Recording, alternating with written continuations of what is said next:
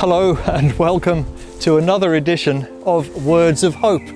So nice to be outdoors again, and the joy is that as lockdown is slowly being lifted in various countries in Europe, we can get out more and enjoy nature.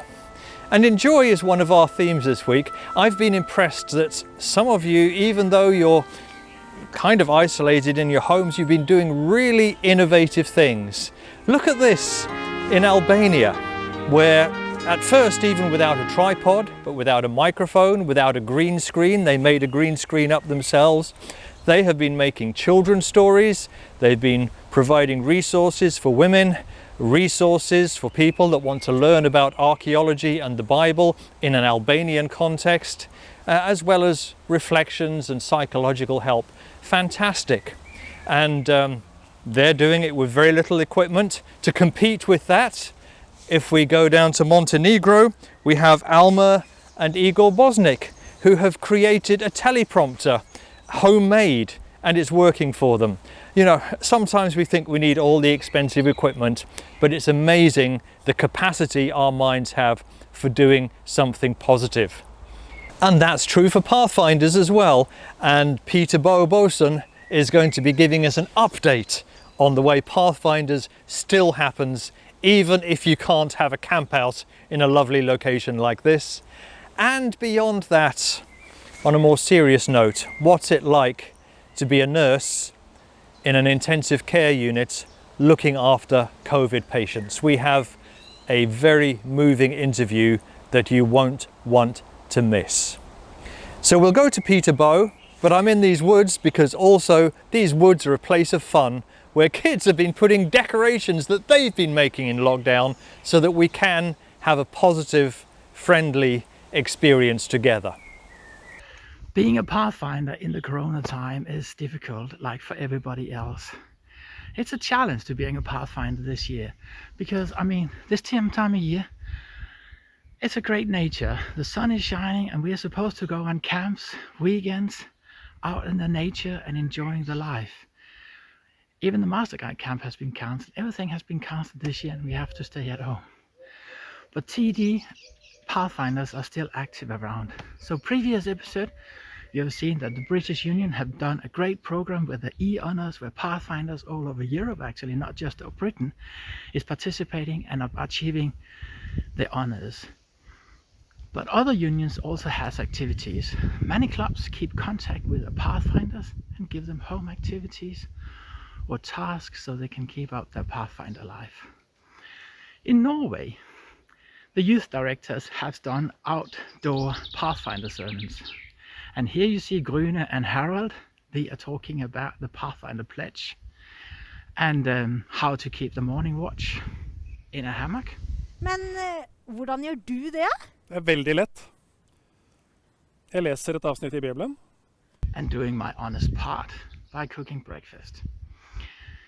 In Denmark, there's a Pathfinder home challenge going on.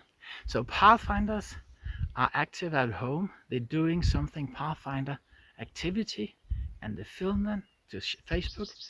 And when they're uploading them, they're tagging 3 to 5 other people, Pathfinders, and challenge them to do their Pathfinder challenge. Benjamin from Denmark, he's making fire with a stick. Also in Denmark, the children's summer camp this year for children between 6 and 12 is going to be a camp online where the kids are following daily activities online and they're just following it during the whole week. In Poland, there are online sessions with the youth director. Here there's a picture of Marek, who's sharing stories from an African trip, which I guess was before Corona closed everything down.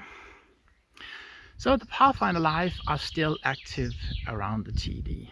I've heard that some clubs are making a small hike around the church or the Pathfinder compound, and they're putting up sort of different stations, and then the Pathfinders, they sign up for that time and then they walk the hike by themselves alone, and then they're doing the different tasks. So there's many things that you can actually do even though you have to be alone. So I'd like to encourage all the Pathfinders in our division to enjoy the God's nature, keep up your Pathfinder skills, so we can be ready for the next chapter in the Pathfinder life, which hopefully will be soon. When the Israelites went through the promised land. Thank you, Peter. We are looking forward to getting back to those exciting Pathfinder experiences that we enjoy. But thank you to all of those that are doing something really positive right now. And so now put yourself in the position, not as a patient, not as somebody with COVID-19, but as somebody who actually chooses and volunteers to go and help look after the most seriously ill COVID-19 patients.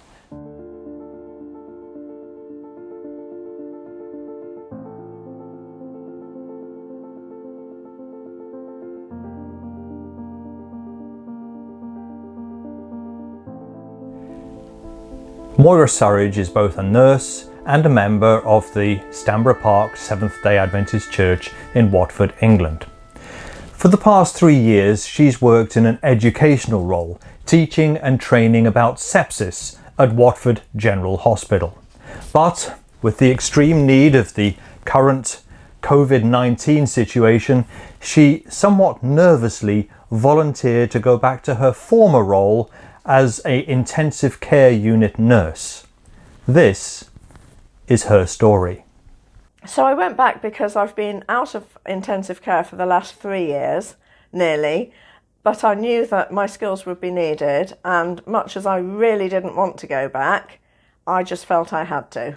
The first day I was there, I was treated reasonably gently, and I got to grips with the ventilators and the monitors, and I survived. That's what I did on day one. Day two, I think I was given 2 intensive care patients to look after, and day 3, I was given 3 intensive care patients to look after, all very ill. So it was hard slog. Moira responded to the need to help others, but that didn't take away the fear for her own health or for the health of her own family. Yes, I was really worried about that, of course, and that's what had put me off offering to do it, really, because, you know, we've got a new little granddaughter, and the first week, really, that I went in there, I thought, I'm not going to see my mum and dad, I'm not going to see my children, I'm not going to see my granddaughter for how long? Months and months and months.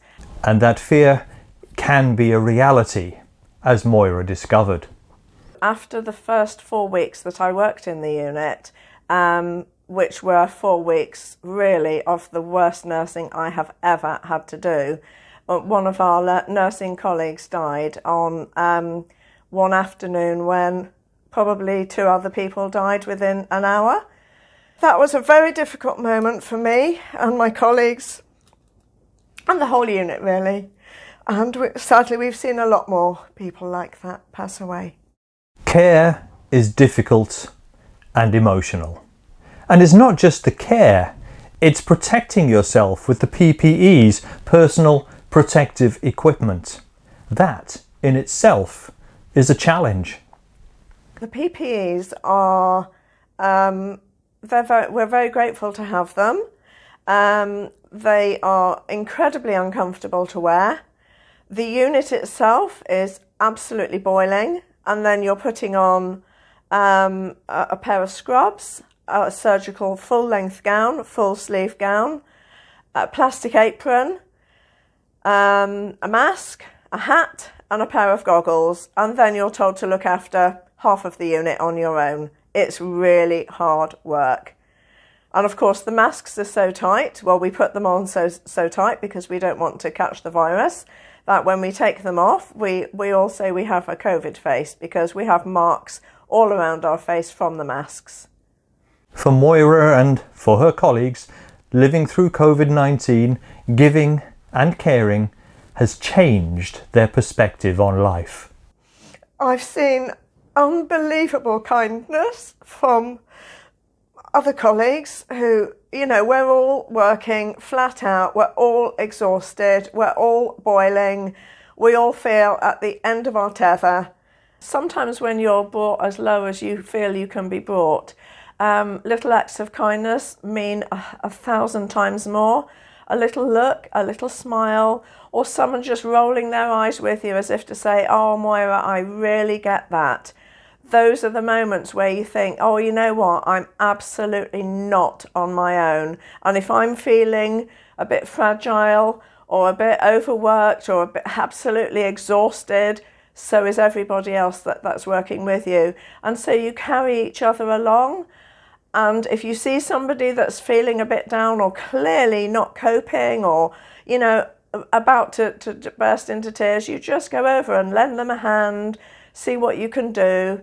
We don't always say much, but we know that everybody's looking out for us and watching our backs. And of course, you know, the family, my family, my friends that don't work with me have all been unbelievably supportive.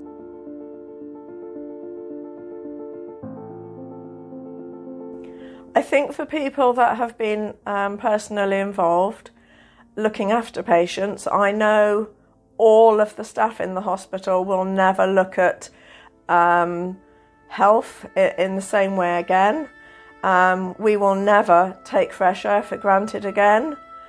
I think all of us in the whole country have realised that we are actually not invincible, and the 24/7 way that we run our lives has stopped and the world hasn't. And I think the things that have become real during this time for me and loads of my colleagues is nature, the beautiful things that have the transformation of spring, the lovely flowers, the new growth. Even though everything has been going upside down, nature has carried on. And I think it's given everybody a lift, and it's made us realise, actually, we need to come back to basics. Coming back to basics. Enjoying nature. Supporting each other. And, like so many others, following the wisdom that the Apostle Paul shares with us in his letter to the Philippians. Do nothing out of selfish ambition or vain conceit. Rather, in humility, value others above yourselves, not looking to your own interests, but each of you to the interests of others.